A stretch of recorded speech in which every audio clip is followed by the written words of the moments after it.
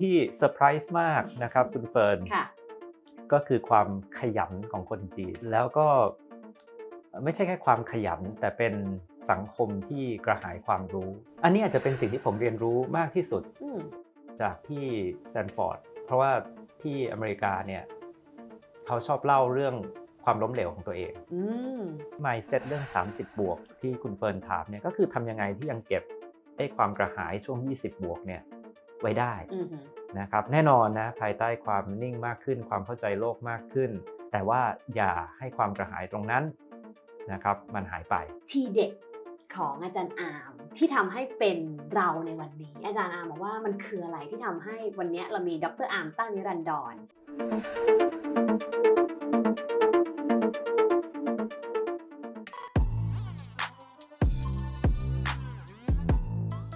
หากพูดถึงวัย30บวกปฏิเสธไม่ได้ว่าอายุช่วงนี้เป็นช่วงเวลาของการเติบโตที่เริ่มเห็นความชัดเจนของตัวตนมากยิ่งขึ้นนะคะทีเด็ด30บวกเอพิโซดแรกเราอยากจะพาคุณผู้ชมไปฟังมุมคิดแล้วก็ประสบการณ์ของคนคนหนึ่งค่ะเขาคนนี้ได้มีโอกาสเรียนที่จีน6ปีเต็มแล้วก็ไปเรียนที่สหรัฐอเมริกาอีก6ปีเต็มด้วยนะคะซึ่งทั้ง2ซีกโลกตะวันออกและตะวันตกนั้นมีอะไรที่เป็นส่วนเหมือนที่ทำให้เขากลายเป็นประเทศที่เป็นมหาอำนาจเบอร์1และ2ของโลกหรือมีอะไรที่เป็นส่วนที่แตกต่างบ้างและที่สำคัญที่สุดตัวตนของคนคนนี้และสปิริตที่เขามีรวมถึงสิ่งที่อยากฝากไว้สำหรับ mindset ของคน30บวกที่ควรมีคืออะไรไปพูดคุยกับเขาพร้อมกันนะคะดร.อามตั้งนิรันดรอยู่กับเราแล้วค่ะสวัสดีค่ะอาจารย์คะครับสวัสดีครับก่อนอื่นขอบคุณนะคะที่มาเป็นเทปเปิดเลยของทีเด็ด30บวกนะคะอยากให้อาจารย์เล่าที่มาที่ไปของ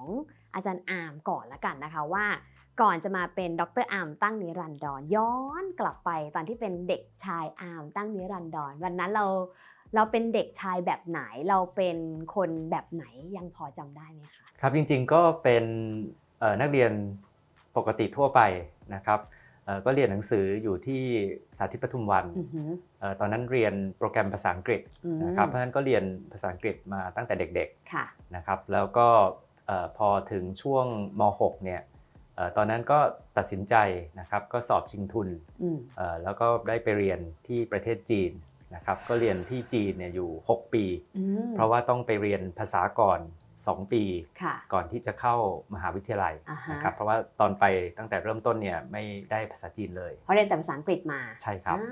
แล้วก็พอเรียนที่เมืองจีนอยู่6ปีเนี่ยก็ไปเรียนปริญญาโทนะครับที่อเมริกาก่อนที่จะกลับมาสอนที่คณะนิติศาสตร์จุฬาเนี่ยอยู่ช่วงหนึ่งนะครับแล้วก็ลาไปเรียนต่อปริญญาเอกอีกรอบจริงๆแล้วเรียนที่อเมริกาก็จะเท่ากับที่เมืองจีนเลยก็คือประมาณ6ปีถ้าเรียนโทกับเอกรวมกันใช่ครับใช่ครับก็นี่แหละครับก็คือจากเด็กไทยคนหนึ่งนะครับแล้วก็ไปท่องเมืองจีนนะครับตอนปริญญาตรีแล้วก็ได้ไปท่องโลกที่อเมริกาอีกรอบหนึ่งตอนปริญญาโทและเอกครับค่ะ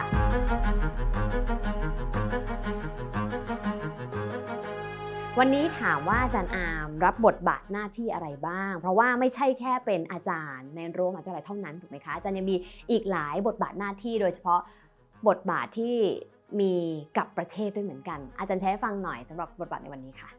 ครับจริงๆที่หลักที่สุดนะครับก็คือเป็นอาจารย์มหาวิทยาลัยนะครับแต่ว่าที่จุฬาเนี่ยผมมี2หมวกนะครับก็คืออันนึงก็คือสอนที่คณะนิติศาสตร์จุฬาลงกรณ์มหาวิทยาลัยนะครับซึ่งผมก็จะรับผิดชอบการสอนเกี่ยวกับกฎหมายเศรษฐกิจระหว่างประเทศนะครับกฎหมายระหว่างประเทศกับการเมืองปัจจุบันนะครับกฎหมายเปรียบเทียบนะครับแล้วก็ตอนนี้ก็ช่วยทางที่คณะดูแลหลักสูตรนิติศาสตร์อินเตอร์นะครับเรื่องกฎหมายธุรกิจและเทคโนโลยีซึ่งก็เป็นหลักสูตรใหม่ของคณะด้วยนะครับส่วนอีกหมวกหนึ่งในจุฬาเนี่ยก็คืออยู่ที่ศูนย์จีนศึกษาของสถาบันเอเชียศึกษาจุฬานะครับจริงๆต้องเรียนว่าจุฬาเนี่ยก็มีหน่วยวิจัยนะครับซึ่งที่สำคัญอันนึงก็คือเป็นหน่วยวิจัยเรื่องของเอเชียในนี้เนี่ยก็มีการศึกษาเรื่องเมืองจีนในหลากหลายมิตินะครับเรื่องเศรษฐกิจการเมืองสังคมวัฒนธรรมปัจจุบันผมก็ช่วยดูแล งานวิจัยเรื่องจีนนะครับแล้วก็เป็นผู้อำนวยการศูนย์จีนศึกษาเนี่ยของจุฬาด้วย นอกจากนั้นเนี่ยนะครับจริงๆนักวิชาการเนี่ยโดยทั่วไปก็จะมีบทบาทในการนำสิ่งที่เราศึกษาเนี่ยไปช่วยผลักดันในเชิงนโยบายนะครับหน้าที่หนึ่งตอนนี้ก็คือผมก็เข้าไปช่วยนะครับให้คำปรึกษาเกี่ยวกับเรื่องนโยบายต่างประเทศนะครับก็เป็นทีมที่ปรึกษาของท่านรองนายกแล้วก็รัฐมนตรีว่าการกระทรวงการต่างประเทศนะครับอันนี้ก็เป็นการที่เราพยายามที่จะผสานภาควิชาการกับภาคปฏิบัติเข้าด้วยกันค่ะก็ถือว่าเป็นบทบาทที่เพิ่มขึ้นนะคะจากแค่อาจารย์ที่มหาวิทยาลัยนะคะเป็นการผลักดันภาควิชาการสู่นโยบายของประเทศด้วยเหมือนกันนะคะ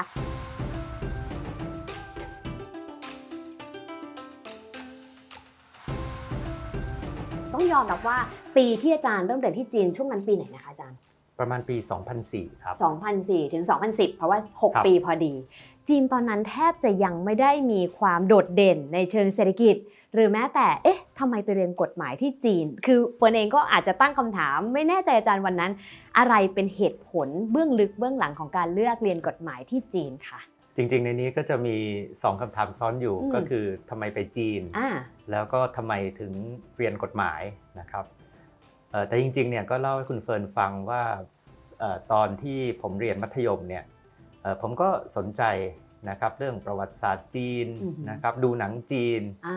สนใจภาษาจีนแต่ว่าความสนใจไม่ได้แปลว่าเราเรียนได้เราทำได้นะครับเพราะว่าผมเนี่ยเคยเรียนวิชาภาษาจีนเนี่ยเป็นวิชาเลือกตอนมัธยมเนี่ยแล้วเรียนได้1 เทอมแล้วก็บอกว่าโอ้โหไม่ไหวเลยเพราะว่ายากมากนะครับคุณเฟิร์นอาจจะนึกถึงว่าเวลาที่เราเด็กๆต้องคัดตัวอักษรจีนแล้วมันมีเป็นพันตัวหมื่นตัวนะครับผมบอกโหภาษานี้ยากเหลือเกินแต่จริงๆอาจารย์ก็เป็นลูกหลานคนไทยเชื้อสายจีนถูกไหมคะใช่แต่ว่าที่บ้านเนี่ยไม่ได้ใช้ภาษาจีนแล้วนะครับเพราะฉะนั้นเนี่ยตอนที่เรียนภาษาจีนเนี่ยมันมีความอยากเรียนมันมีความสนใจว่าเราอยากได้ภาษาหนึ่งที่สื่อสารกับคน1,000 ล้านคนเปิดโลกอีกโลกหนึ่งแต่ว่าเราเรียนเมืองไทยเนี่ยเรารู้สึกว่าไปไม่ได้เลยนะครับด้วยสภาพแวดล้อมด้วยความยากของภาษานะครับทีนี้ตอนที่เลือกที่จะสอบทุนไปเรียนต่างประเทศตอนนั้นเนี่ยก็มีความคิดว่าหลังจากดูมันก็มีนะฮะไปเรียนอเมริกาไปเรียนยุโรปนะครับแต่ว่ามีอันนึงว่าไปเรียนที่จีนนะครับซึ่งผมก็ดูว่าน่าสนใจคือเหมือนกับว่ามันมีความรู้สึกขึ้นมานิดนึงว่าลองอะไรใหม่ๆดูดีไหมนะครับแล้วถ้าเกิดว่าเราได้โอกาสนี้เนี่ยเราก็จะได้ไปใช้ชีวิตที่เมืองจีนเนี่ยภาษาจีนคงจะได้จริงๆนะคงจะไม่มีแล้วว่าเรียนไม่ได้นะครับเพราะว่าโดยสภาพโดยสิ่งแวดล้อมบริบทที่มันก็ต้องบังคับให้เราทำให้ได้ใช้ภาษาจีนนะครับแล้วก็อันนึงก็คือความสนใจเรื่องภาษาแต่อีกอันนึงก็คือมันก็เป็นช่วงที่แน่นอนจีนยังไม่ขึ้นมาชัดเจนแต่ว่าคนก็เริ่มพูดแล้วว่าเป็นอนาคตนะครับในเรื่องของศักยภาพทางเศรษฐกิจแต่ในขณะเดียวกันเนี่ยเขามีประวัติศาสตร์ปรัชญาวัฒนธรรมความคิดที่ยาวนานแล้วก็น่าสนใจนะครับก็เนี่ยด้วยองค์ประกอบต่างๆเหล่านี้แล้วก็ความรู้สึกว่าลองอะไรใหม่ๆดูเนี่ยนะครับก็เป็นตัวที่ทำให้เนี่ยกรอกเข้าไปว่าลองดูสอบทุนไปเรียนเมืองจีนแล้วก็ได้ทุนไปเรียนเมืองจีนนะครับทีนี้ก็จะเป็นคำถามต่อไปของคุณเฟิร์นเนี่ยว่าจริงๆเนี่ยทุนเนี่ยไม่ได้บังคับว่าจะต้องเรียนสาขาไหนนะครับก็เป็นสามารถเลือกได้หมดแต่ว่าทำไมเลือกกฎหมายถึงเลือกกฎหมายนะครับจริงๆเนี่ยกฎหมายเนี่ยมันก็เป็นวิชาชีพคือทุกคนรู้ว่ากฎหมายนี่มีประโยชน์แน่นอนนะครับแล้วก็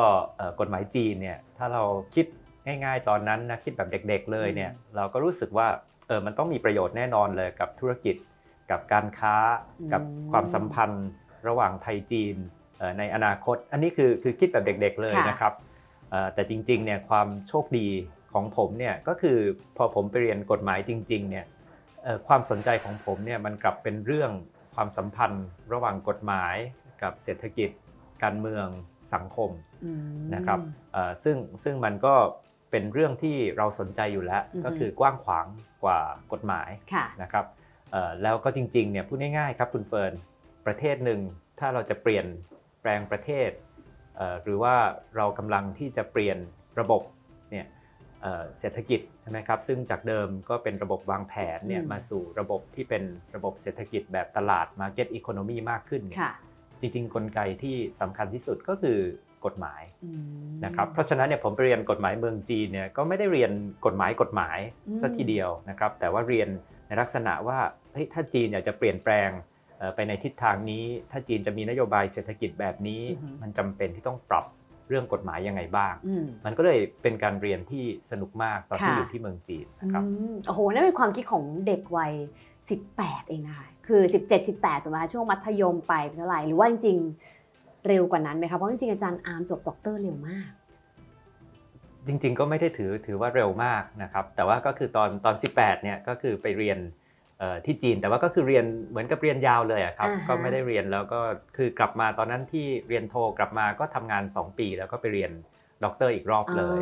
เหมือนเป็นการเรียนต่อก็เลยค่อนข้างใช้เวลาสั้นในแง่ของการได้ใบปริญญาด็อกเตอร์ดีกรีมานะคะ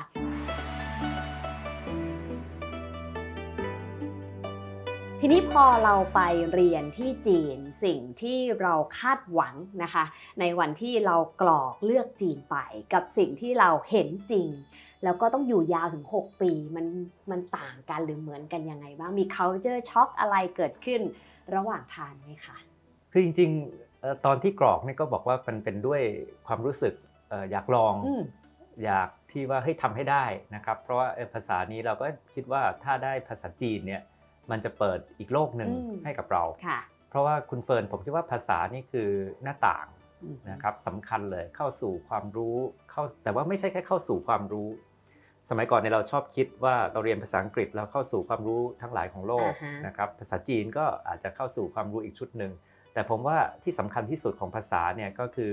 มันทำให้เราได้วิธีคิดของวัฒนธรรมนั้นๆด้วยนะครับเพราะว่าวิธีคิดปรัชญานี่มันสะท้อนสื่อผ่านภาษานะครับจริงๆเนี่ยถ้าถามว่ามันมีอะไรที่แตกต่างจากที่เคยคิดก่อนหน้านี้นะครับผมคิดว่าก็จะมี2-3อย่างนะครับอันหนึ่งเนี่ยก็คือความลุ่มลึกสิ่งที่มันซ่อนอยู่ในภาษาจีนเราเนี่ย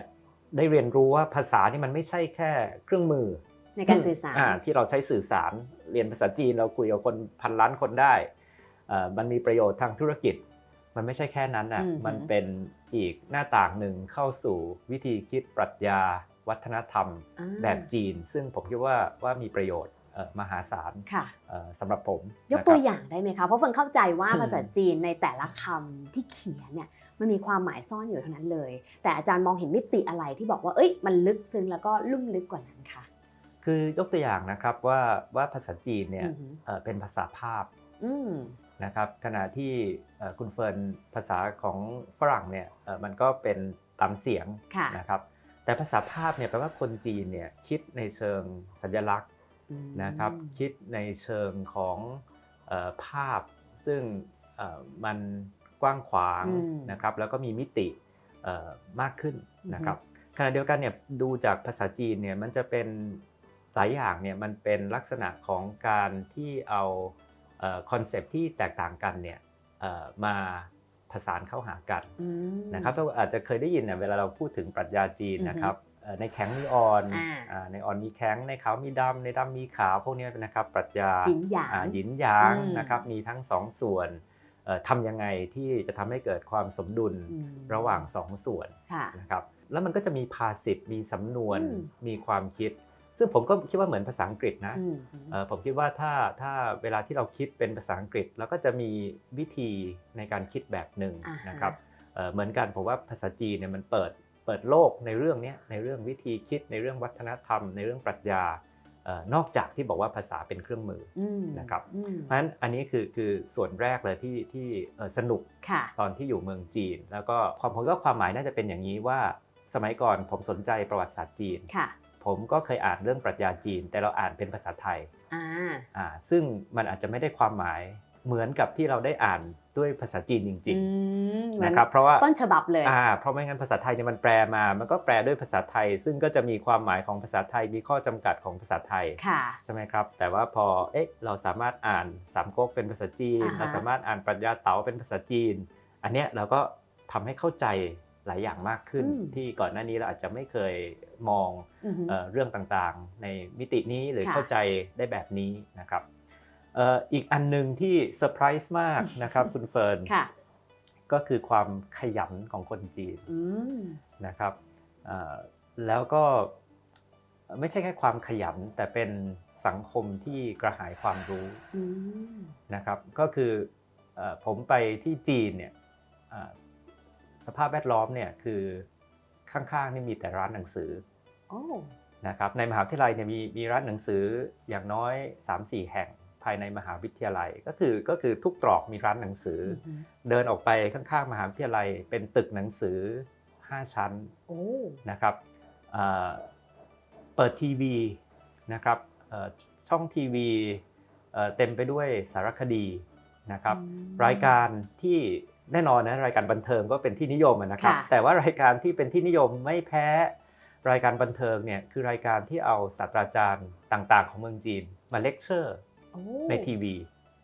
นะครับเรียกว่าห้องเลคเชอร์สาธารณะ1 ชั่วโมงผมก็จินตนาการไม่ได้ว่ารายการอย่างนี้มันจะฮิตได้ในสังคมอื่นที่ไม่ใช่สังคมจีนในมหาวิทยาลัยที่มหาวิทยาลัยปักกิ่งเนี่ยเขามีภาษิตว่าการเรียนที่สำคัญที่สุดไม่ใช่การเรียนในห้องเรียนแต่สมัยก่อนเนี่ยถ้าเกิดเราพูดประโยคลักษณะนี้ในเมืองไทยเราก็จะหมายความว่าโอเคนอกจากการเรียนในห้องเรียนเราต้องทำกิจกรรมเราต้องออกไปทำชมรมต่างๆแต่ความหมายของเมืองจีนเนี่ยหมายถึงว่านอกจากที่จะเรียนในห้องเรียนแบบเลคเชอร์แล้วหลักสูตรปกติแล้วเนี่ยพอคุณมีเวลาเนี่ยคุณต้องไปฟังบรรยายพิเศษต่างๆที่จัดขึ้นทุกวันเต็มไปหมดในมหาวิทยาลัยเพราะว่าสมมุติว่าวันหนึ่ง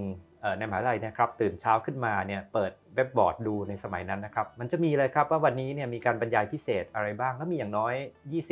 20-30 รายการเพราะว่าเด็กๆชมรมอาจารย์อะไรจัดแล้วก็เป็นคนภายนอกนะครับเขาบอกว่าเนี่ยคือสิ่งที่คุณจะได้จากมหาวิทยาลัยก็คือไม่ใช่แค่เรียนตามหลักสูตรปกติในห้องเรียนแต่ว่านอกห้องเรียนเนี่ยคุณไปฟังความรู้ที่ทันสมัยความรู้ใหม่ๆมุมมองใหม่ๆที่มีขึ้นทุกวันแล้วเวลาที่คุณเฟิร์นไปห้องเรียนเหล่านี้นะครับห้องบรรยายพิเศษเหล่านี้เนี่ยกิจกรรมบรรยายพิเศษเหล่านี้ผมไม่แน่ใจถ้าเป็นเมืองไทยบางทีเรามีบอกว่าต้องเกณฑ์เด็กเข้าต้องไปหาคนมาเข้าต้องพยายามเมืองจีนเนี่ยคือแน่นห้องนะครับก็คือไปแล้วต้องยืนถ้าไม่ได้ไปก่อนนะครับคือมันเป็นสังคมที่กระหายความรู้จริงๆนะครับแล้วก็เป็นสังคมที่ต้องการเรียนรู้นะครับนั่นมันคือเรื่อง20 ปีที่แล้วด้วยนะคะไม่ใช่วันที่เขาแบบเติบโตขึ้นแล้วแต่นี่คือพื้นฐานสำคัญ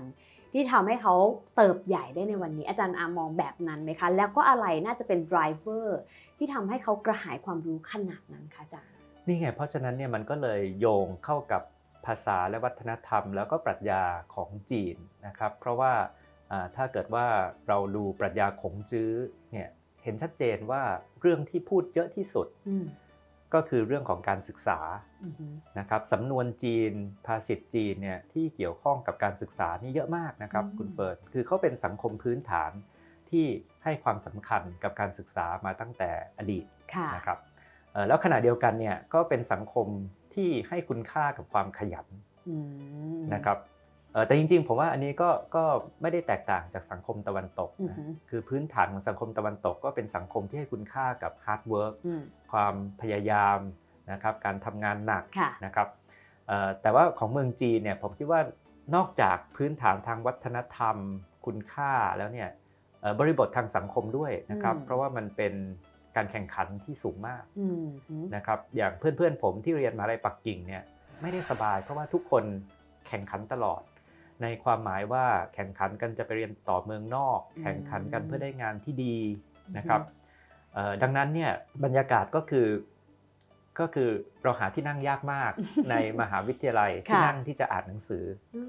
นะครับถ้าเราต้องการที่นั่งอ่านหนังสือในห้องสมุดนะครับคุณเฟิร์นเราต้องต่อคิวเข้าห้องสมุดเนี่ยตั้งแต่ก่อนที่ห้องสมุดเปิดก็คือ6 โมงเช้า6 โมงเช้าสมมุติเราไปห้องสมุดเนี่ยเราจะเห็นคิวยาวเลยเพื่อที่จะรีบวิ่งเข้าไปจองที่นั่งในห้องสมุดนะครับในห้องเรียนเวลาที่ไม่มีการเรียนการสอนเต็มไปด้วยคนมานั่งอ่านหนังสือนะครับจริงๆเนี่ยที่มหาลัยปักกิ่งมีทะเลสาบมหาลัยปักกิ่งเป็นมหาลัยที่สวยงามที่สุดในโลกนะครับแล้วก็มีทะเลสาบที่สวยงามมากเนี่ยแต่ว่าถ้าคุณเฟิร์นไปเดินหรือไปวิ่ง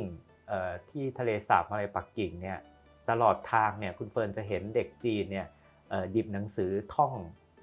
ภาษาอังกฤษเขาจะเดินอ่านภาษาอังกฤษหรือเดินท่องภาษาอังกฤษเพราะว่าคนจีนเนี่ยเขาถือว่าวิธีหนึ่งในการฝึกภาษาก็คือการท่องจำนะครับวิธีการท่องของเขาก็คือ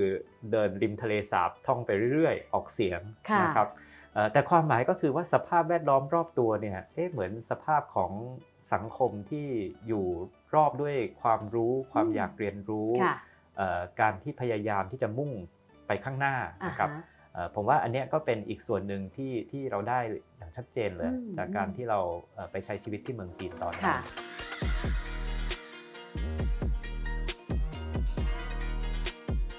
ซึ่งอาจารย์รู้สึกกดดันไหมอันนี้เป็นแอบถามในมุมของความรู้สึกเด็กไทยในวันนั้นพอไปอยู่ในสังคมที่ค่อนข้างที่จะขยันมากใฝ่รู้มากแล้วก็แข่งขันสูงมากอาจารย์รู้สึกยังไงในวันนั้นว่าเรากลืนกินมากน้อยแค่ไหนหรือว่าคนจีนเพื่อนจีนที่เราสัมผัสเองเขาแฮปปี้กับบรรยากาศในวันนั้นหรือไม่ยังไงคะเขาก็อยากเรียนรู้จากเราด้วยใช่ไหมครับเพราะว่าคนจีนตอนนั้นเขาอยากเรียนรู้จากต่างชาตินะครับแล้วก็แน่นอนว่าคนจีนเรียนหนักแข่งขันกันมากใช่ไหมครับแต่ว่าส่วนหนึ่งก็คือเรื่องของความคิดสร้างสรรค์นะครับเรื่องของความคิดใหม่ๆอันนี้ก็จะเป็นส่วนที่เนื่องจากเราเคยเรียนในระบบของฝรั่งมานะครับอันนี้ก็เป็นส่วนที่เป็นจุดแข็งของเราในการเรียนนะครับนอกจากนั้นเนี่ยผมคิดว่าบรรยากาศเนี่ยถามว่ากดดันไหมนะครับคือส่วนหนึ่งเราก็แข่งกับตัวเองนะครับเราก็ไม่ได้รู้สึกมากว่าเราต้องไปแข่งอะไรกับคนจีนนะครับแล้วก็อีกส่วนหนึ่งเนี่ยผมคิดว่ามันเป็นบรรยากาศของความสนุกไปด้วยกันมากกว่าในความหมายว่าเราเห็นคำถามที่คนจีนกำลังตั้งคำถามเกี่ยวกับสังคมเศรษฐกิจอนาคตของตัวเองและบางทีคำถามพวกนี้มันก็ชวนให้เราคิดกลับมาเกี่ยวกับประเทศไทยนะครับคิดกลับมาเกี่ยวกับเศรษฐกิจสังคม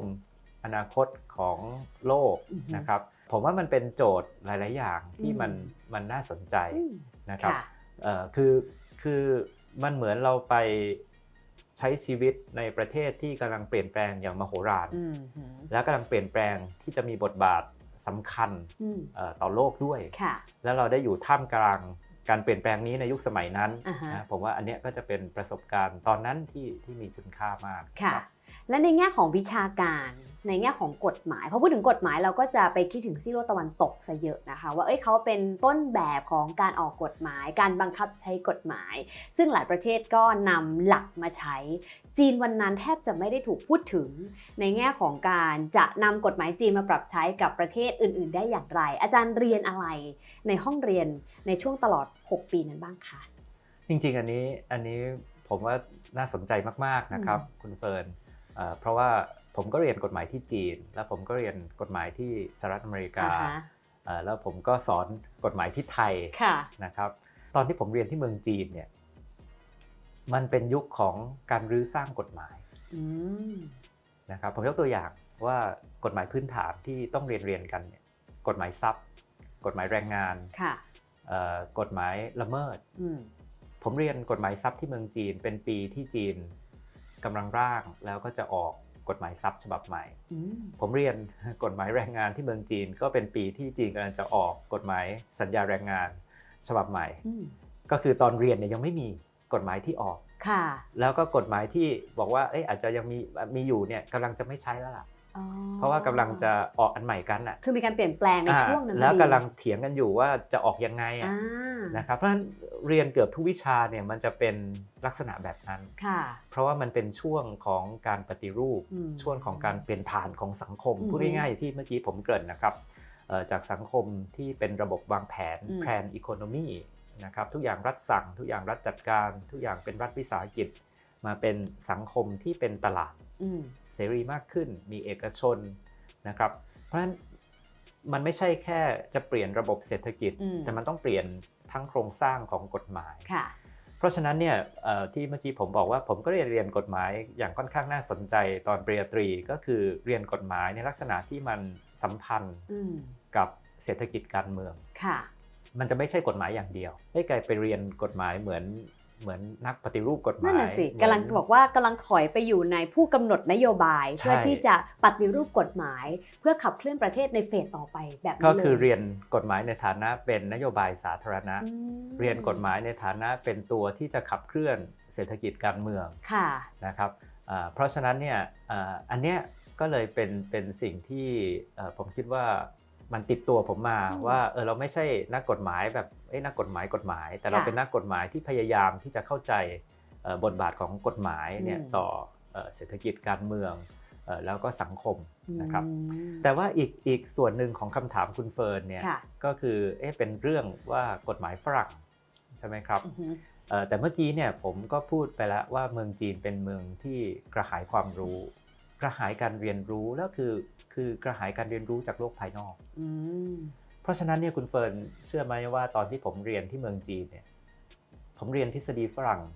เยอะมากนะ อ๋อเหรอคะ เพราะว่าคนจีนเขากำลังเรียนรู้จากฝรั่ง อืม เขากำลังตั้งคำถามว่า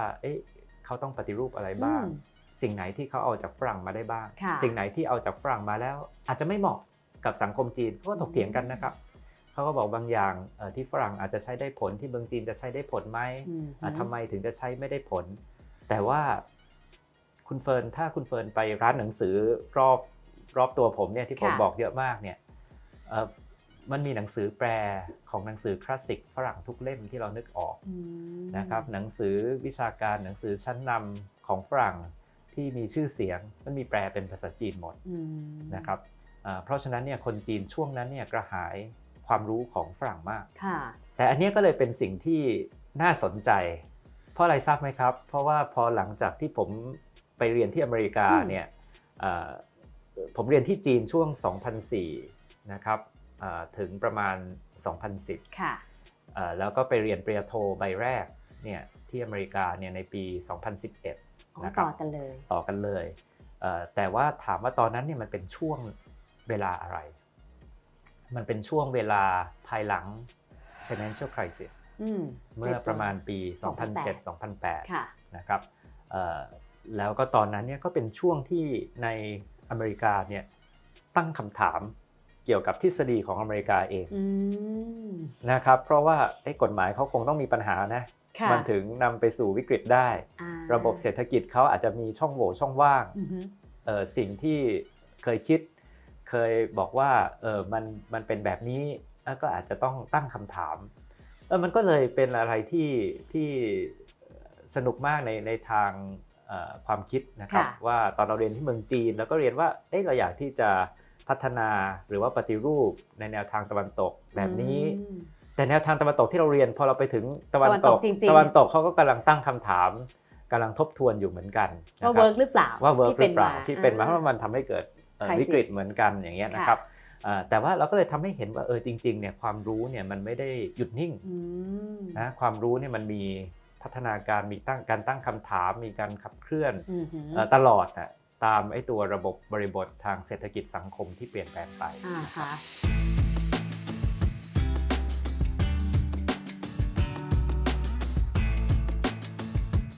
ทีนี้ตัดภาพมาสหรัฐอเมริกาที่อาจารย์เรียนทั้งหมด 6 ปีก็คือโทเว้นช่วงหนึ่งแล้วก็ไปต่อเอกนะคะอาจารย์เห็นแล้วก็เรียนรู้อะไรจากซีกโลกตะวันตกบ้างคะครับจริงๆเนี่ยก็ต้องยอมรับนะครับว่าการเรียนในจีนกับการเรียนในตะวันตกเนี่ยก็ยังมีลักษณะที่แตกต่างกันในความหมายว่าถ้าเป็นเมืองจีนเนี่ยเขาก็จะเรียนแบบบรรยาย เป็นหลักนะครับอาจารย์ก็จะมาบรรยายนะครับแต่ว่าที่ตะวันตกเนี่ยก็จะเป็นการเรียนที่มีลักษณะ interactive มากขึ้นนะครับเราก็ถามตอบอภิปราย case study นะครับแล้วก็ของตะวันตกเนี่ยนะครับก็จะเน้นในเรื่องของการคิดการวิเคราะห์การตั้งคำถามนะครับซึ่งในจีนก็เน้นนะครับแต่ว่าโหมดของการเรียนในจีนอาจจะเป็นอาจารย์ถามชวนเราคิดตั้งคำถามให้ตั้งคำถามให้แล้วก็อาจารย์ก็บอกไอเดียของอาจารย์แต่อาจารย์อาจจะไม่ได้เห็นด้วยกับตำราอาจารย์จะไม่ได้เห็นด้วยกับทฤษฎีตะวันตกแต่ว่าเราก็จะฟังว่าอาจารย์คิดยังไงเรียนรู้จากอาจารย์ใช่ไหมครับเราเป็นนักเรียนแล้วก็ฟังนะครับแต่ตะวันตกเนี่ยอาจจะเรียนรู้ร่วมกันมากขึ้นนะครับในลักษณะว่าอาจารย์ก็เรียนรู้จากเราก็เรียนรู้จากเพื่อนร่วมห้องเรียนนะครับแล้วก็ตั้งคำถามร่วมกันนะครับในของที่เรียนที่อเมริกาเนี่ยนะครับจริงๆเนี่ยในส่วนของการเรียนกฎหมายเนี่ยก็เป็นการเรียนกฎหมายที่สัมพันธ์กับเศรษฐกิจสังคมและการเมืองคล้ายกับเมืองจีนนะครับเพราะว่าในอเมริกาเนี่ยมันมีเขาเรียกว่าประเพณีการศึกษาที่เอากฎหมายเชื่อมโยงกับศาสตร์อื่นเนี่ยมาอย่างยาวนานนะครับหลายคนอาจจะเคยได้ยินว่าเรียนกฎหมายที่อเมริกาเนี่ยต้องเรียนเศรษฐศาสตร์ไม่น้อยเลยนะครับเพราะว่ากฎหมายเนี่ยมันมีโลจิกในทางเศรษฐศาสตร์ในทางเศรษฐกิจนะครับอันนี้ก็จะเป็นส่วนที่เหมือนต่อยอดจากการเรียนในเมืองจีนที่เราก็เรียนแบบนี้นะครับก็คือเรียนกฎหมายในฐานะเป็นนโยบายสาธารณะนะครับดังนั้นที่อเมริกาเนี่ยก็จะสนุกอีกแบบหนึ่งก็คือผมเรียนที่ Harvard ตอนปริญญาโทนะครับแล้วก็พอกลับมาเนี่ยไปเรียนอีกรอบหนึ่งปริญญาเอกเนี่ยก็คือเรียนที่สแตนฟอร์ดซึ่งมันเป็นพื้นที่เทคโนโลยีของอเมริกานะครับเพราะฉะนั้นตอนที่ผมเรียนอยู่ที่นั่นเนี่ยนอกจากที่เราเรียนของเราเนี่ยกฎหมายปริญญาเอกเนี่ยมันก็จะมีเหมือนที่เมืองจีนเลยก็คือการบรรยายพิเศษการพูดเรื่องต่างๆโดยเฉพาะถ้าที่สแตนฟอร์ดก็จะเกี่ยวข้องกับเทคโนโลยีผมเนี่ยที่เดิมเป็นคนที่ไม่สนใจเรื่องเทคโนโลยีหรือไม่ค่อยรู้เรื่องก็เข้าใจเรื่องเกี่ยวกับเทคโนโลยีมากขึ้นนะครับได้รู้จักผู้คนในวงการเทคโนโลยีได้เข้าใจว่ากฎหมายมันสัมพันธ์หรือเกี่ยวข้องกับเทคโนโลยียังไงนะครับอันเนี้ยก็จะเป็นภาพที่ได้เพิ่มเติมขึ้นมาตอนที่เรียนที่อเมริกาดูเหมือนไม่ได้แยกศาสตร์ชัดเจนขนาดว่ากฎหมายคือกฎหมายล้วนแต่ว่าเราเห็นฝั่งของสหรัฐอเมริกามีการเชื่อมโยงกับเรื่องของธุรกิจกับเอกชนแล้วก็กับไลฟ์สไตล์ค่อนข้างสูงทีเดียว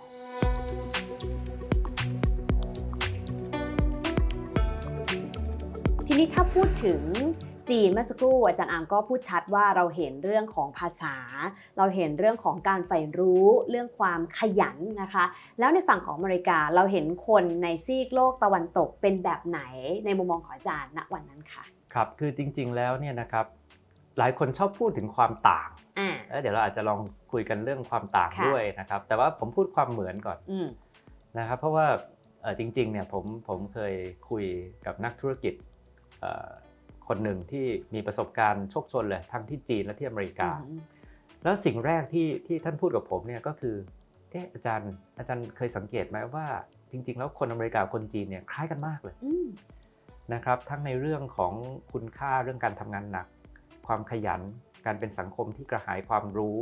การเป็นสังคมที่รู้สึกว่าต้องผลักตัวเองไปข้างหน้าตลอดแล้วเขาบอกว่าเป็นสังคมที่มีพลวัตสูงก็คือมีการเปลี่ยนแปลงรวดเร็วมากนะครับยกตัวอย่างง่ายๆที่คุณเฟิร์นคงเคยได้ยินมาบ่อยแล้วว่าถ้าเราดูบริษัท10บริษัทแรกท็อป 10 ของอเมริกาเนี่ยวันนี้กับ10ปีที่แล้วกับ20ปีที่แล้วเนี่ยมันเป็นคนละชุดคนละเรื่องเลยคนละอุตสาหกรรมเลยใช่ไหมครับซึ่งผมว่าก็เหมือนกันในจีนนะในจีนก็เป็นลักษณะเดียวกันนะครับตอนที่ผมเรียนที่เมืองจีนเนี่ยคุณเฟิร์นมันมีโจ๊กนะครับว่าเวลาที่เราไปร้านอาหารเนี่ยเราต้องโทรศัพท์ไปก่อนไม่ใช่โทรศัพท์ไปจองโต๊ะนะครับโทรศัพท์ไปถามว่าร้านยังอยู่ไหมเพราะว่าตึกนั้นอาจจะ สร้างใหม่แล้วทุบแล้ว เปลี่ยนเร็วอย่างนั้นเลยเหรอคะ เพราะว่าทุกครั้งเนี่ยจำได้เลยว่าทุกครั้งที่กลับมาเมืองไทยตอนปิดเทอม ค่ะ แล้วก็กลับไปหลังปิดเทอมเนี่ยโอ้สภาพแวดล้อมเราเปลี่ยนนี่ตึกใหม่อีกแล้ว ซึ่งมันสั้นมากช่วงเวลาไม่กี่เดือน ใช่มันก็ตอนที่ผมเรียนที่ปักกิ่งเนี่ย ค่ะ วันแรกที่เข้าไปเนี่ยปักกิ่งน่าจะมีรถไฟประมาณ3สายรถไฟใต้ดินนะครับวันที่ออกมาเนี่ยผ่านไป6ปีเนี่ยปักกิ่งมี14สายโอ้โหนะครับยกตัวอย่างอะไรแบบนี้นะครับแต่ว่าที่อเมริกาก็เหมือนกันว่าตอนที่ผมเรียนที่อยู่ตรงซิลิคอนแวลลีย์ตรงที่เป็นเรื่องเทคโนโลยีเนี่ยมันมีการเปลี่ยนแปลงเยอะนะครับเราออกไปข้างนอกเราเริ่มเห็นมีรถที่บอกว่าขับได้ด้วยตัวเองเนี่ยทดลองขับอยู่นะครับเราเริ่มปีไหนนะคะอาจารย์อันนั้นก็คือประมาณช่วงปี2014 10 ปีที่แล้วเริ่มเห็นการทดลองรถไร้คนขับแล้วเริ่มเห็นแล้วเวลาเรียนในห้องเรียนนี่ก็ต้องมาสัมมนาเรื่องรถไร้คนขับแล้วนะครับว่าถ้าเกิดว่ามันมีรถไร้คนขับจริงเนี่ยกฎหมายละเมิดจะเป็นยังไงตกลงใครจะต้องรับผิดมันจะต้องทำยังไงแล้วคนที่มาสัมมนากับเราเนี่ยก็คือหัวหน้า lab ของรถไร้คนขับของ Google อย่างเงี้ยยกตัวอย่างนะครับซึ่งเนี่ยเราก็จะเห็นเรื่องของความรู้สึกว่าโหมันเปลี่ยนตลอดนะครับแล้วมันมีความพยายามของการที่จะผลักดันสังคมเนี่ยไปข้างหน้าแล้วก็ความกระหายความรู้แล้วก็การทบทวนตัวเองนะครับผมว่าพวกนี้มันเป็นสปิริตที่เหมือนกันเลยระหว่าง2วัฒนธรรมนี้นะครับแต่ในขณะเดียวกันเนี่ยแน่นอนว่าจีนเนี่ยคือประวัติศาสตร์จีนเนี่ยมัน 4,000 ปีนะครับคุณเฟิร์นอาจจะเคยได้ยินว่าจีนมองอะไรที่ลองเทอมนะครับขณะที่ของฝรั่งเนี่ยอาจจะ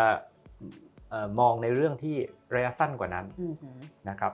แต่ก็เลยคิดว่าเมื่อเอา2วัฒนธรรมนี้มาเปรียบเทียบกันเนี่ยมันมีส่วนที่สุดยอดของทั้ง2วัฒนธรรมที่มันมาเสริมเพิ่มเติมกันได้เพราะว่าจริงๆคุณเฟิร์นเนี่ยพูดประโยคนึงออกมาตอนเริ่มต้นแล้วว่าหยินหยางนะครับคนจีนเขาก็รู้สึกนะว่าเขาเป็นวัฒนธรรมหยินแล้วก็ตะวันตกเป็นวัฒนธรรมหยางแล้วคนจีนเขาก็รู้สึกนะครับว่าเขามีข้อจำกัดเยอะมากในวัฒนธรรมเขาไม่อย่างนั้นเนี่ยเขาไม่ถูกฝรั่งชนะในช่วงสงครามฟินเขามีปัญหาไป100ปีเขาก็มีหลายอย่างที่เขาทบทวนตัวเองว่าอะไรคือจุดแข็งของฝรั่งที่เขาต้องเรียนรู้นะครับขณะเดียวกันเขาก็ยังเชื่อมั่นว่าเขาก็มีของดีนะครับที่เป็น DNA ที่เป็นปรัชญาที่สืบทอดกันมาที่ทำให้เขามีความสมดุลที่ทำให้เขามองทั้งหยินและหยางทั้งขาวและดำทั้งอ่อนและแข็งทั้งเร็วและช้านะครับทำยังไงที่จะจับจังหวะหาความสมดุลนะครับผมคิดว่ามันอาจจะเป็นเรื่อง mindset เนี่ยมันเลยไม่ใช่ว่าวัฒนธรรมจีนดีวัฒนธรรมฝรั่งดีอันไหนดีกว่ากันแต่เป็นว่าทำยังไงที่เราจะเข้าใจข้อจำกัดของแต่ละวัฒนธรรมแล้วก็เรียนรู้จุดแข็งแล้วก็สิ่งดีของแต่ละวัฒนธรรมแล้วมาปรับใช้ร่วมกันอย่างสมดุลนะครับผมคิดว่าอันนี้อาจจะเป็น DNA หนึ่งของวัฒนธรรมจีนก็คือคนจีนเนี่ยไม่คิดอะไรแบบขาวกับดำถ้าคุณเฟิร์นสังเกตเวลาดีเบตในเมืองจีนเนี่ยมันมักจะไม่ออกมาว่าตกลงแล้วจะเลือกอันนี้หรือเลือกอันนี้แต่มันจะว่าเราจะทำยังไงที่จะประสานข้อดีทั้ง2อย่างจริงๆเราพูดเรื่องเศรษฐกิจจีนเนี่ยอันนี้เป็นเรื่องที่พูดกันมากใช่ไหมครับตกลงแล้วจีนเป็นทุนนิยม หรือว่าเป็นสังคมนิยมเขาก็จะเรียกว่าเป็นเศรษฐกิจที่มีเอกลักษณ์แบบจีนเนี่ยซึ่งมีทั้งทุนแต่ก็มีทั้งรัฐนะครับแต่หลายอย่างที่ฝรั่งเนี่ยบอกว่ามันดูตรงกันข้ามกันนะมันดูไม่น่าจะอยู่ด้วยกันได้มันอยู่ด้วยกันได้ยังไงในสังคมจีนเพราะว่าถ้าเป็นสังคมฝรั่งเนี่ยเขาจะบอกว่าคุณต้องเลือกนะถ้าคุณจะเป็นทุนนิยมคุณก็ต้องเป็นให้สุดขั้วหรือว่าถ้าคุณจะเป็นรัฐก็เป็นรัฐให้สุดขั้วแต่จีนเนี่ยเราจะเห็นความพยายามของการหาสมดุลนะครับหรือการผสานหยินหยางอย่างที่คุณเฟิร์นพูดนะครับ ซึ่งผมว่าอันเนี้ยก็จะเป็นสิ่งที่เราได้เรียนรู้ ค่ะ ตอนที่เราศึกษาจากทั้งสองวัฒนธรรม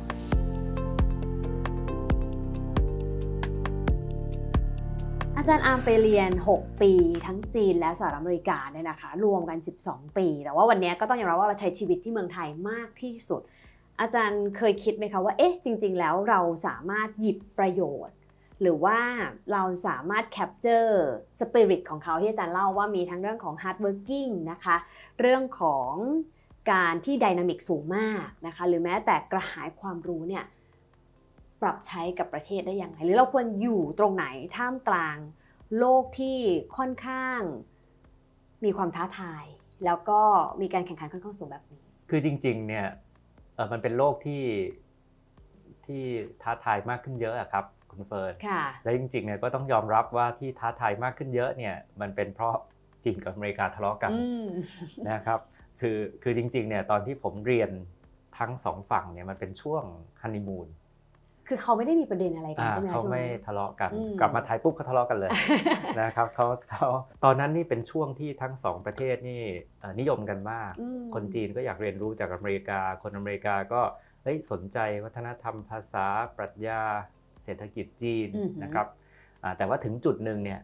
มันอาจจะเป็นธรรมชาตินะของการเมืองโลกนะครับเบอร์1กับเบอร์2เขาก็เริ่มที่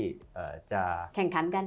กันมีสงครามการค้าซึ่งสงครามการค้าเนี่ยจริงๆเอาง่ายๆเลยครับคุณเฟิร์นก็คือมันไม่เป็นผลดีกับทุกคนหรอกครับ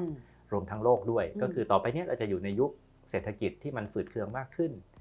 เศรษฐกิจที่การเติบโตต่ำนะครับและดังนั้นเนี่ยไอ้ตัวของการแข่งขันความกดดันมันมากขึ้นก็คือเราไม่สามารถที่จะใช้โมเดลเดิมๆได้ง่ายๆแบบเดิมนะครับผมยกตัวอย่างว่าสมัยก่อนเราอาจจะคิดว่าเราก็พึ่งการท่องเที่ยวเราก็พึ่งการส่งออกแล้วก็ทำเหมือนเดิมมันก็เติบโตไปได้แต่ว่าพอสภาพภายนอกมันไม่เอื้อเนี่ยนะครับมันจำเป็นมากขึ้นที่ต้องใช้พลังลมปราณภายในที่ต้องหาไอ้ความเข้มแข็งไอ้จุดแข็งของตัวเองให้เจออันนี้คือระดับประเทศแต่ผมว่าระดับบุคคลก็เหมือนกันนะครับก็คือไอ้สภาพเศรษฐกิจที่มันอาจจะไม่สดใสเหมือนเดิมการแข่งขันที่สูงเนี่ยมันก็ทำให้ผมคิดว่าสปิริตที่เราคุยกันในเทปนี้นะครับไม่ว่าจะเป็นเรื่องความขยันจริงๆบางทีผมใช้คำว่าความถึกความอดทนนะครับรวมทั้ง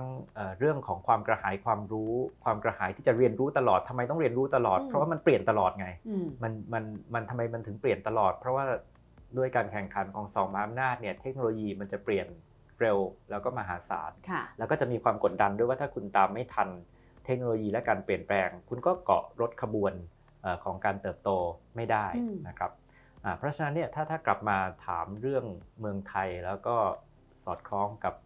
บริบทปัจจุบันเนี่ยผมว่าสิ่งที่เป็น DNA ของทั้ง2วัฒนธรรมที่เราคุยกันเนี่ยนะครับ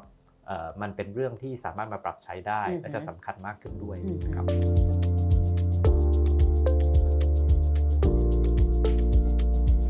อาจารย์อามคะต้องยอมรับว่าวันนี้เรารู้จักอาจารย์อามมากขึ้นผ่านมุมมองความคิดซึ่งส่วนใหญ่ก็จะเกิดจากการสื่อสารจากภาพที่อาจารย์เห็นจากประสบการณ์นะคะแต่ถ้าถามในแง่ของตัวตนของอาจารย์อามต้องยอมรับว่าพอเราเรียนยาวมาตลอดนะคะ12 ปีอาจจะมีเว้นช่วงบ้างเนี่ยนะคะเฟิร์นอยากรู้เชื่อว่าหลายคนก็อาจจะอยากรู้ด้วยว่าอาจารย์อามเรียนอ่านหนังสืออย่างเดียวหรือเปล่าหรืออาจารย์มีกิจกรรมอื่นๆที่นอกเหนือจากเรื่องของการเรียนและการศึกษาหาความรู้กระหายความรู้บ้างไหมคะ จริงๆก็เหมือนวัยรุ่นทั่วๆไปนะครับก็เรียนนะครับสังสรรค์กับเพื่อนนะครับตอนเด็กๆอาจจะไม่ได้ออกกำลังกายมากนะครับตอนนี้ก็พยายามที่ถ้ามีเวลาก็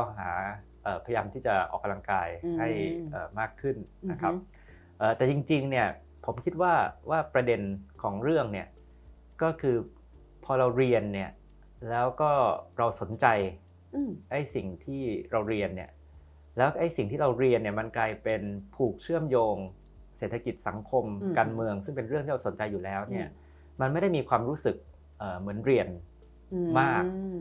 ในความหมายว่ามันไม่รู้สึกว่าเราไปอ่านหนังสือซึ่งมันไม่เกี่ยวข้องกับอะไรเลย อ่านแล้วก็ไม่รู้เรื่อง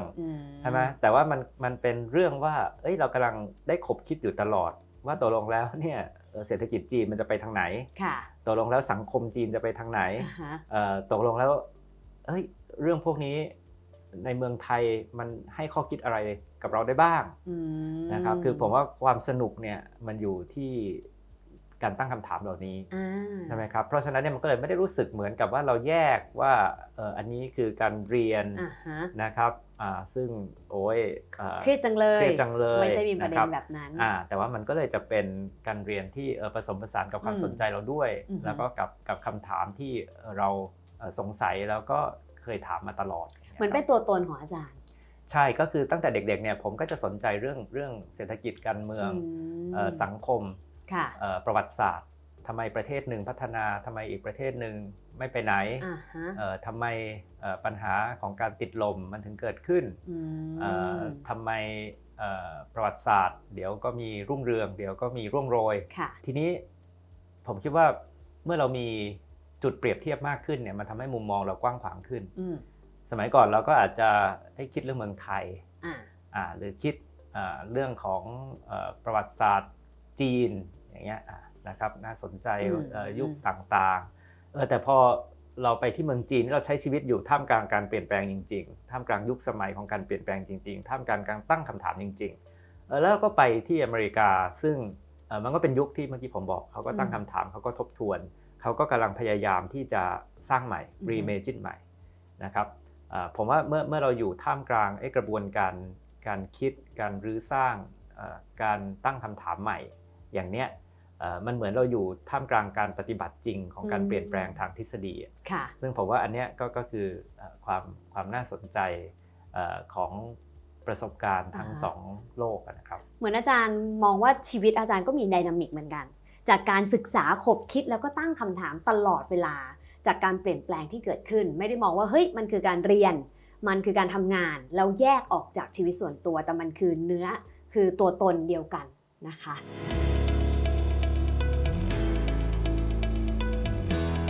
วันนี้เราคุยเรื่องทีเด็ด30 บวกนะคะในฐานะที่อาจารย์อายุ30กว่าเองอาจารย์มองว่าแล้ว mindset ของคนไทยละกันเราคุยกันภาษาไทยในประเทศไทยเนี่ยนะคะที่ควรมีถ้าเราอยากจะเป็นคน30บวกที่มีคุณภาพอาจารย์ว่าอะไรคือสิ่งที่สำคัญในวันที่โลกท้าทายแบบนี้ค่ะจริงๆมันก็น่าคิดเพราะว่ารายการนี้คือ30บวกไม่ใช่20บวกใช่ไหมครับถ้าเกิดว่าคุณเฟิร์นถามว่าคน20บวกก็คือที่เราคุยกันมาเนี่ยสมัยผมเรียนหนังสือเนี่ยใช่ไหมก็อาจจะบอกว่าโอ้ต้องพยายามเปิดโลกให้กว้างกระหายความรู้เรียนรู้ให้มากทดลองทำให้มากอะไรก็ตามนะครับซึ่งผมว่ามันก็เป็นคล้ายๆกับสปิริตของคนวัยนั้นอยู่แล้วนะหนุ่มสาว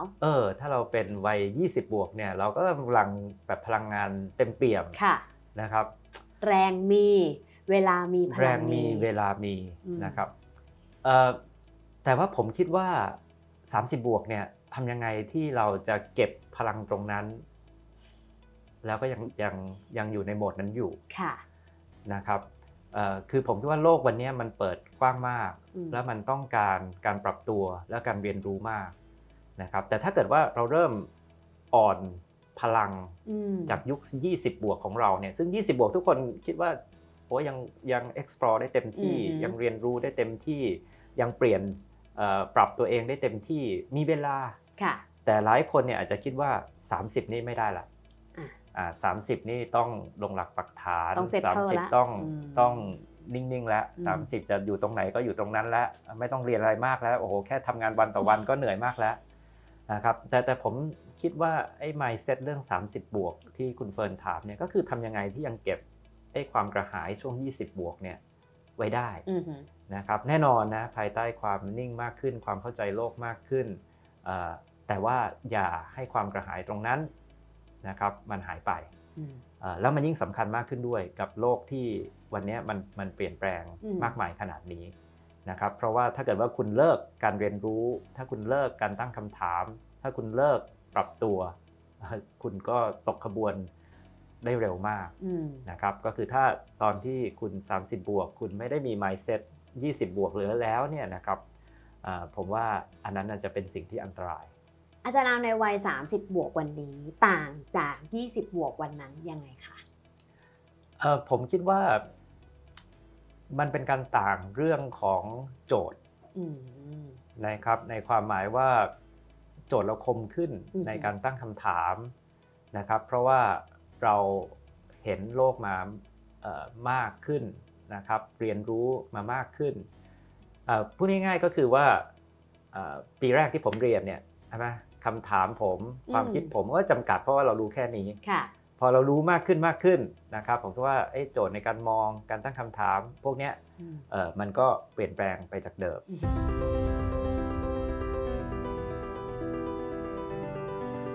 อาจารย์มีเป้าหมายในชีวิตบ้างไหมคะในแต่ละช่วงจังหวะเวลาเราเคยตั้งธงของตัวเองเพื่อให้ achieve ในแต่ละช่วงอายุมากน้อยแค่ไหนคะจากประสบการณ์ของผมเนี่ยนะครับคุณเฟิร์นหลายอย่างเนี่ยมันเป็นโอกาสที่เข้ามาในแต่ละจังหวะ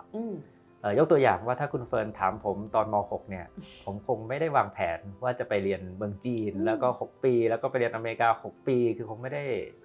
มีชัดเจนขนาดนั้นตั้งความหวังไว้อย่างนั้นใช่ไหมครับแต่ว่าพอถึงจุดหนึ่งโอกาสก็เข้ามาว่าไปเรียนเมืองจีนโอกาสก็เข้ามาว่าไปเรียนอเมริกา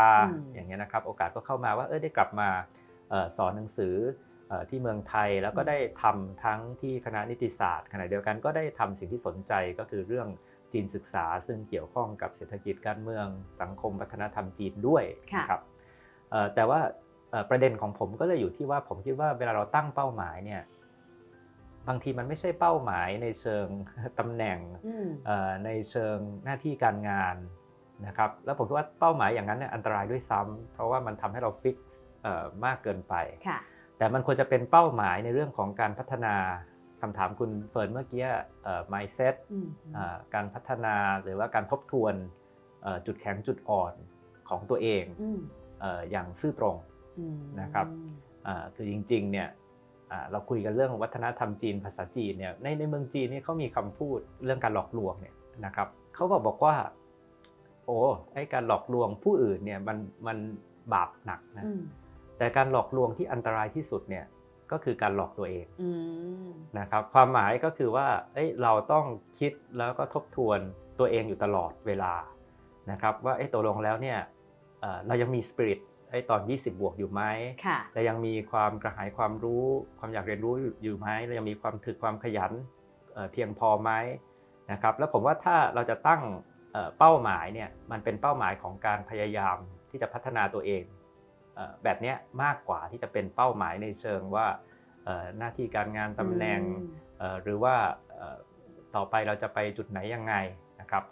แล้วก็ทำทั้งโอกาสทั้งจังหวะต่างๆที่เข้ามาเนี่ยให้ดีที่สุดผมว่าอันเนี้ยก็อาจจะเป็น mindset ที่ใช้อยู่ในปัจจุบันค่ะอาจารย์อาร์มทำยังไงให้ตัวเองพร้อมรับกับทุกโอกาสที่เข้ามาเฟิร์นเชื่อว่าหลายคนทราบแหละว่าโอกาสไม่ได้มาเสมอและอาจจะไม่ได้มาในวันที่เราพร้อมแต่ว่าสิ่งที่เราเห็นคืออาจารย์อาร์มก็มีความพร้อมในทุกโอกาสที่เข้ามาในแต่ละช่วงเวลาด้วยเหมือนกันอาจารย์พอบอกวิธีการทำของอาจารย์ให้ฟังหน่อยได้ไหมคะผมว่าจริงๆอาจจะไม่จริงเหรอคะนะครับเพราะยกตัวอย่างว่าตอนที่มีโอกาสไปเรียนเมืองจีนเนี่ยก็ไม่พร้อมนะครับเพราะไม่รู้ภาษาจีนเลยรู้ที่ไหนกันนะครับแถมเคยเรียนแล้วก็ไม่เวิร์กด้วยใช่ไหมครับหรือว่าตอนที่มีโอกาสไปเรียนที่อเมริการอบแรกเนี่ยที่ Harvard เนี่ยโอเคภาษาอังกฤษอาจจะโอเคแต่ผมก็ไม่เคยเรียนกฎหมายเป็นภาษาอังกฤษมาก่อนนะครับไปเรียนก็ต้องปรับตัวนะครับเพราะฉะนั้นเนี่ยผมว่าก็อาจจะไม่จริงที่บอกว่าเวลาโอกาสเข้ามาแล้วเราพร้อมนะครับแต่ว่าผมคิดว่าเราต้องเข้าใจว่าเมื่อโอกาสเข้ามาแล้วเนี่ยมันมีอะไรที่เราขาดอยู่บ้างนะครับแล้วเราก็ค่อยๆพยายามที่จะเติมสิ่งที่เราขาดเพื่อที่จะทำให้เราสามารถที่จะใช้โอกาสนั้นได้ดีที่สุดอย่างเงี้ยนะครับแต่ผมคิดว่าเราคงไม่ใช่ทุกคนบอกว่าโอ๊ยต้องพร้อมก่อนถึงจะรับโอกาสได้จริงๆแล้วเนี่ยผมว่าสิ่งสำคัญเนี่ยก็คือการทบทวนตัวเองนั่นแหละว่าเราขาดอะไรนะครับอันนี้ก็เป็นปรัชญาจีนอีกอ่ะคุณเฟิร์นปรัชญาจีนเนี่ยเขามักจะไม่ค่อยถามว่าตกลงแล้วตัวเองเนี่ยตกลงแล้วตัวเองมีอะไรบ้างแล้วใช่ไหมครับ แต่เขาจะให้ถามว่าตกลงแล้วเนี่ยคุณยังขาดตรงไหนที่คุณยังไปไม่ถึงหรือคุณต้องพัฒนาต่อไปแล้วก็โฟกัสที่จุดนี้นะครับอันเนี้ยผมว่าก็จะเป็นตัวที่ทำให้เราสามารถที่จะเต้นระบำไปกับโอกาสได้แปลว่าเราเป็นน้ำไม่เต็มแก้วแล้วเราก็รู้ว่าเรามีอะไรที่ขาดเพื่อเติมมันให้เต็มเสมอด้วย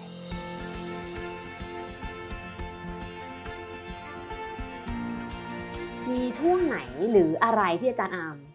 ทำไม่ได้บ้างไหมคะทำไม่ได้เยอะแยะครับ เช่นอะไรแล้วเรามี mindset กับสิ่งเหล่านั้นที่เราอาจจะเคย fail ยังไงบ้างคะอันนี้อาจจะเป็นสิ่งที่ผมเรียนรู้มากที่สุดจากที่สแตนฟอร์ดที่อเมริกานะครับเพราะว่าที่อเมริกาเนี่ยเขาชอบเล่าเรื่องความล้มเหลวของตัวเองอันนี้ก็อาจจะเป็นอะไรที่แปลกดีคือเมืองจีนเนี่ยคนจีนก็ถ่อมตัวอยู่แล้วนะครับคนจีนก็จะชอบทบทวนตัวเองอยู่แล้วแต่ว่าคนจีนทบทวนตัวเองเนี่ยอาจจะทบทวนอยู่กับตัวเองนะคุณเฟิร์นไม่ได้แชร์กับคนอื่นเขาจะกลับบ้านจดใส่สมุดว่าเขาต้องพัฒนาอะไรตัวเองบ้างนะครับแล้วก็โอเคเขาก็อาจจะบอกว่าเวลาต้องถ่อมตัวนะครับอย่าขี้โม้อย่างเงี้ยคนจีนใช่ไหมแต่ว่าเขาจะไม่มานั่งเล่าความล้มเหลวตัวเองให้ชาวบ้านฟังแต่ว่าที่สแตนฟอร์ดเนี่ยมันจะมีงานที่เรียกว่าอะไรฉลองความล้มเหลวเหรอคะใช่ไหมก็ที่ทุกคนจะมาเล่าความล้มเหลวของตัวเองให้คนอื่นฟังนะแต่ประเด็นของเรื่องเนี่ยก็คืออะไรฮะคนเราเนี่ยต้องกล้าที่จะล้มเหลวแล้วก็ต้องกล้าที่จะทดลองทำจริงปฏิบัติจริงล้มจริงแล้วก็ลุกขึ้นมาให้เร็วอันนี้เป็นอาจจะเป็นสปิริตเลยมั้งของซิลิคอนแวลลีย์ของอเมริกาใช่ไหมครับก็คือเขาบอก fail fast ใช่ไหมก็คือล้มให้เร็วลุกขึ้นมาให้เร็วแต่ว่าสิ่งสำคัญเนี่ยก็คือ experiment ก็คือไอ้ spirit ของการทำจริง spirit ของการทดลองซึ่งจริงๆเนี่ยนะครับถ้าเราเชื่อมโยงกับเมืองจีนเนี่ยมันก็เป็น spirit ของจีนนะเพราะว่าคุณเฟิร์นประวัติศาสตร์กับหน้าของจีนก็เริ่มต้นจากการทดลองเซินเจิ้นเขตเศรษฐกิจพิเศษการทดลองนโยบายนะครับแต่ว่าไอ้การทดลองเนี่ยนะครับแล้วก็ทำแล้วล้มเหลวแต่รู้ว่าทำไมถึงล้มเหลวแล้วก็กล้าที่จะลุกขึ้นมาใหม่ผมว่าอันเนี้ยเป็นเรื่องที่สำคัญที่ไม่ใช่เราบอกว่าเราทำแล้วเราล้มเหลวไม่ได้หรือเราไม่เคยล้มเหลวซึ่งมันไม่จริงแน่นอนนะครับจริงๆดูเหมือนเป็นเรื่อง mindset ที่ปลูกฝังแล้วก็เป็น culture ของแต่ละพื้นที่ด้วยเหมือนกันนะคะ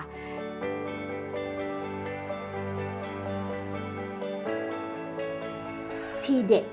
ของอาจารย์อาร์มที่ทำให้เป็นเราในวันนี้อาจารย์อาร์มบอกว่ามันคืออะไรที่ทำให้วันนี้เรามีดร.อาร์มตั้งนิรันดร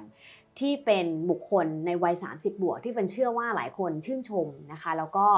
เห็นโอกาสนะคะที่จะมีนักวิชาการที่ถนัดด้านจีนรวมถึงมีศาสตร์ของฝั่งตะวันตกเข้ามาช่วยในการผลักดันไม่ใช่แค่ในเชิงวิชาการแต่ว่า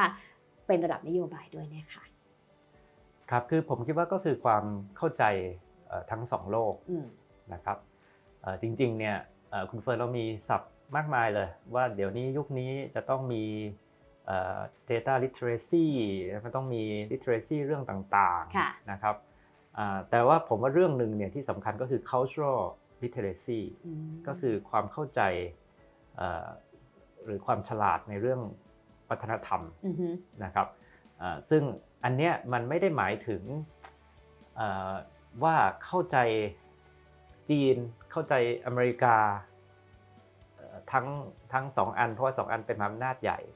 แต่ผมว่ามันคือความเข้าใจอะไรความแตกต่างของวัฒนธรรมของ mindset ซึ่งเมื่อเราเข้าใจตรงเนี้ยมันจะทำให้เรามีสปิริตของการเรียนรู้เนี่ยมากขึ้นเพราะเราก็จะอยากที่จะรู้ว่า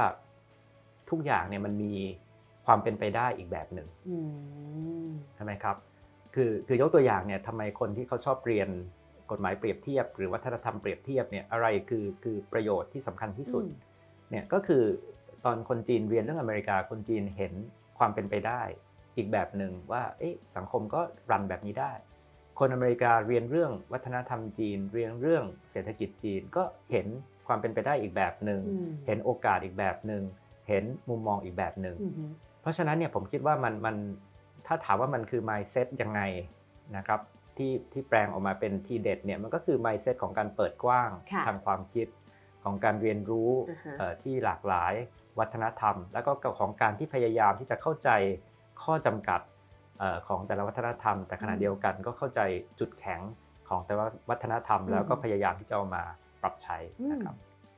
และนี่คือดร.อาร์มตั้งนิรันดรนะคะซึ่งเชื่อว่าหลายคนคุ้นเคยดีในฐานะผู้ที่มีบทบาทสำคัญในการแบ่งปันมุมมองความคิดเกี่ยวกับเศรษฐกิจจีนนะคะแต่ว่าอีกพาร์ทหนึ่งที่เราไม่เคยเห็นวันนี้เราได้รู้จักอาจารย์อาร์มมากขึ้นนะคะรวมถึงได้เห็น2ศาสตร์นะคะทั้งซีกโลกตะวันออกอย่างจีนซีกโลกตะวันตกอย่างสหรัฐอเมริกาที่อาจจะพูดได้ว่าเป็น3+1นะคะไม่ว่าจะเป็นเรื่องของการกระหายการเรียนรู้ซึ่งนี่ก็เป็นสปิริตหนึ่งที่อาจารย์อาร์มมีอยู่เสมอตั้งแต่ยังเป็นเด็กชายอาร์มอยู่เลยนะคะ2ก็คือเรื่องของ